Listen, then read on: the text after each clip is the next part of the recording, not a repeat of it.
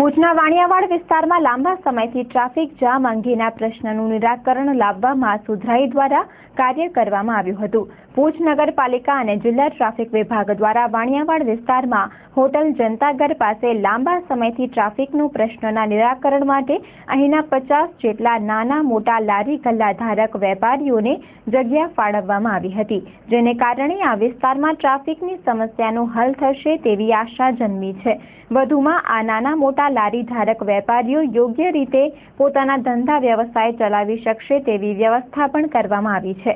સુધરાઈ chief officer Shri Mehul જોધપુરા અને જિલ્લા traffic PSI Shri ગઢવીના લાંબા સમયના પ્રયત્નો બાદ આજે પેટ્રોલ પંપથી જનતાઘર પાસે આડેધડ રોકેલ લારી ધારકોને યોગ્ય રીતે જગ્યાની ફાળવણી કરવામાં આવી હતી।